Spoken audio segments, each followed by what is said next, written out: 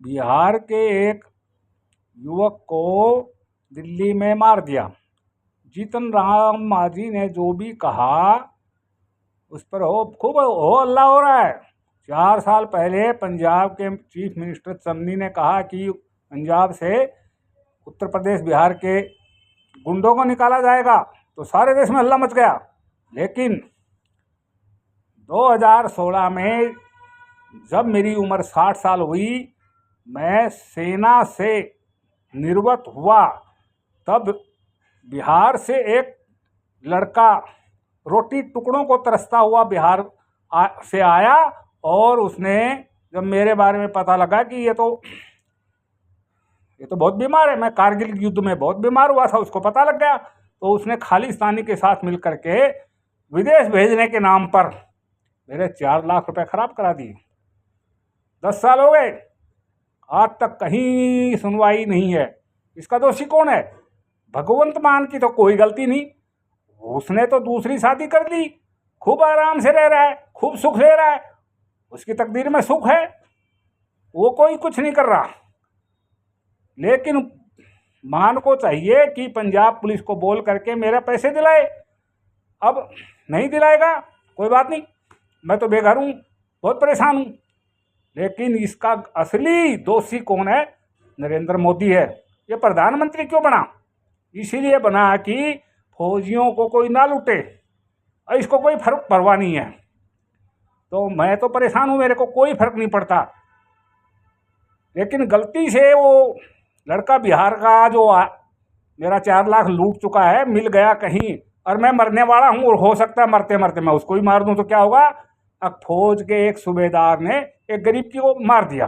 ये कोई नहीं कहेगा कि गरीब नहीं, वो लालू और अखिलेश, ये दोनों ने जो गुंडे छोड़ रखे पूरे देश में, उनका एक किरदार है।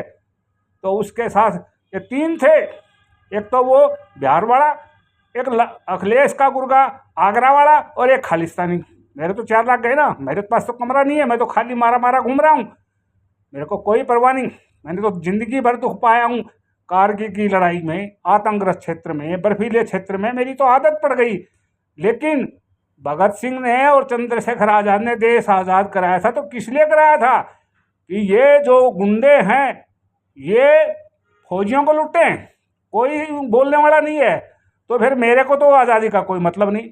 इसलिए मैं नरेंद्र मोदी को समझा रहा हूँ कि या तो प्रधानमंत्री पद से इस्तीफा दे, या मुझे जो 6 बोतल दारू मेरे को मिलती है हर महीने कैंटीन से, सस्ती बोतल, मुझे बोतल मेरे को नहीं चाहिए, मैं लेता नहीं हूँ, मुझे उसका शराब भत्ता चाहिए।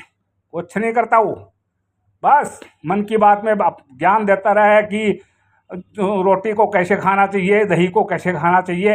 ये कभी नहीं बोलता कि 70 साल से ज़्यादा उम्र जिसकी हो गई उसको मत लूटो, ये कभी नहीं बोलता।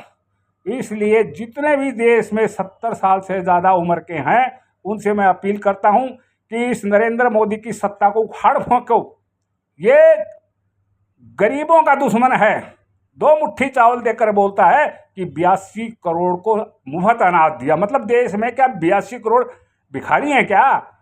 अरे कार वालों को मिलता है, मुझे तो कोई सुविधा नहीं है सरकारी। मैंने जो सरकार से लिया है, तो मैंने मेरी पूरी जवानी देश के नाम अर्पित की है, तब मैं 35 साल फौज में रहा हूँ।